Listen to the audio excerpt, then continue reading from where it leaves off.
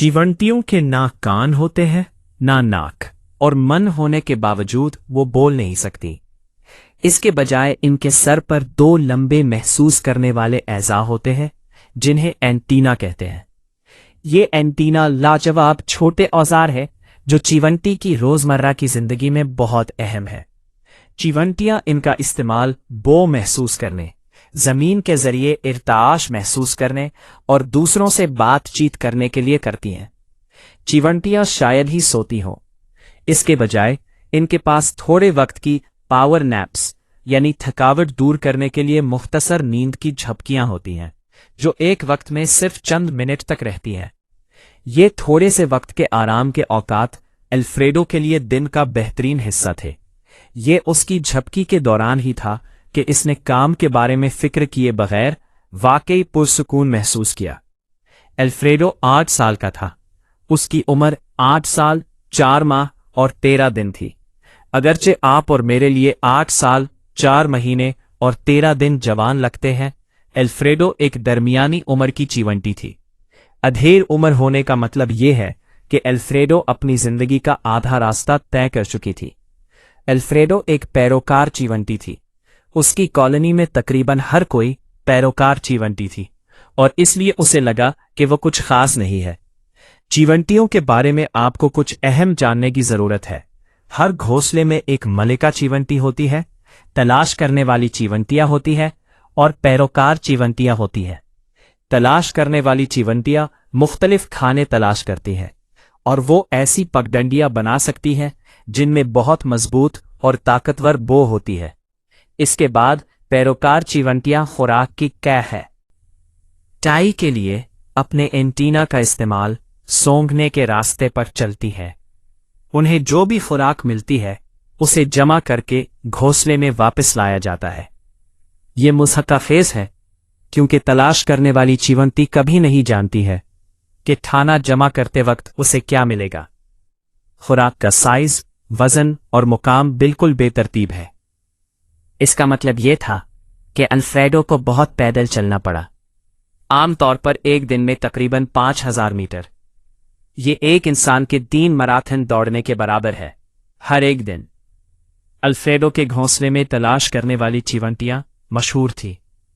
उनकी शानदार शहरत का मतलब यह था कि पैरोकार इन जैसा बनना चाहते हैं के साथ खुसूसी बर्ताव किया जाता था। उन्हें आराम करने के लिए मजीद वक्त दिया जाता और खाने के लिए बेहतर खाना दिया जाता। इस तमाम इजाफी खुराक का मतलब यह था कि तलाश करने वाले पैरोकारों के मुकाबले में बहुत बड़े और मजबूत हुए। बाज़ औकात ये बुरा होता था क्योंकि इसने तलाश करने वालों को इंतहाई हाकमाना फितरत का बना दिया था। अक्सर वो सोचते थे कि वो सबसे बेहतर हैं और जो चाहे कर सकते हैं। इसके बावजूद अल्फ्रेडो वो चीवंटी बनना चाहता था जिसे खाने के सबसे बड़े और रसीले टुकड़े मिले। इसने एक ताज़ा और पका हुआ सुर्ख सेब मिलने का ख्वाब देखा जिसे किसी भी चीज ने या किसी ने छुआ ना हो। इसने ख्वाब देखा कि इसके जबड़े इस सेब में खप गए। फिर सिर्फ इसी वक्त खाना बंद करता है जब इसका पेट फटने वाला होता है। सेब अल्फ्रेडो का पसंदीदा खाना था। वो पसंद करता था कि वो रसीली, करची, मज़ेदार और मीठी चीनी से भरे हुए हैं। सेब खाने से उसे हमेशा एक इजाफी तवानाई मिलती थी। अल्फ्रेडो दिन में बहुत ख्वाब देखता था। वो कॉलोनी में सबसे कामयाब और मशहूर तलाश करने वाला होने के बारे में दिन में ख्वाब देखता था। वो ख्वाब देखता था कि जबड़े 20 गुना बड़े होंगे ताकि वो एक बड़े लुकमे में 5 या 6 मनहों में पानी भरने वाले सेबों को चबा सके। सिर्फ अकेले ख्याल से वो कानों से कानों तक मुस्कुरा दिया। उसे उन ख्यालात और नजरियात से इतना प्यार था कि वो उन आरामदेह वक्तों के बारे में भी दिन में ख्वाब देखता था जिसमें वो दिन में ख्वाब देख सकता था। एक दिन अपनी एक थकावट दूर करने के लिए मुख्तसर नींद की झपकी के दौरान अल्फ्रेडो ने एक ख्वाब देखा जिसने उसकी जिंदगी को हमेशा के लिए बदल दिया था। ये वाकई एक जादुई लेकिन खौफनाक ख्याल था। अल्फ्रेडो के लिए कॉलोनी उसकी दुनिया थी। یہ وہ واحد زندگی تھی جسے وہ 8 سال 4 مہینے اور 13 دنوں سے جانتا تھا۔ لیکن اچانک الفریڈو کو ایک اہم احساس ہوا۔ میری اپنی چھوٹی سی دنیا میں کیا ہو رہا ہے، اس پر بہت توجہ مرکوز کر چکا ہوں۔ اس نے سوچا، میں باقی باہر کی دنیا کے بارے میں بالکل بھول گیا تھا۔ اپنی پوری زندگی کے لیے الفریڈو کا مقصد دوسری چیونٹیوں کو خوش کرنا تھا۔ ملکہ اور تلاش کرنے والے اپنا پیٹ اس کھانے سے بھرتے تھے جو پیروکار گھونسلے میں واپس لے جاتے تھے، اور الفریڈو کے لیے صرف ٹکڑا رہ جاتا تھا۔ کس نے کہا کہ ایسا ہونا چاہیے؟ الفریڈو نے سوچا، اگر میں سب سے بڑا، سب سے کرچی، سب سے زیادہ رسیلا سیب تلاش کرنا چاہتا ہوں تو میں ایسا کیوں نہ کروں؟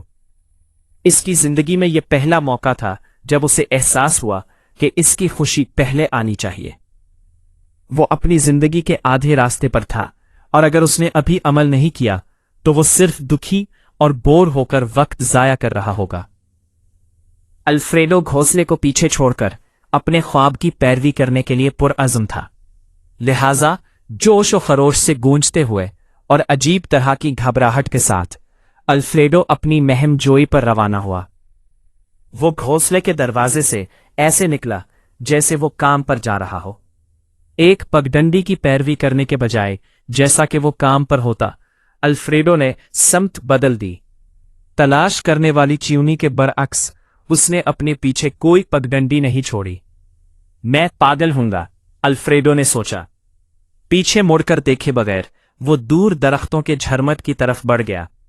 الفریڈو نے محسوس کیا کہ خوشی کی تلاش ہی وہ چیز ہے جو زندگی کو جینے کے قابل بناتی ہے۔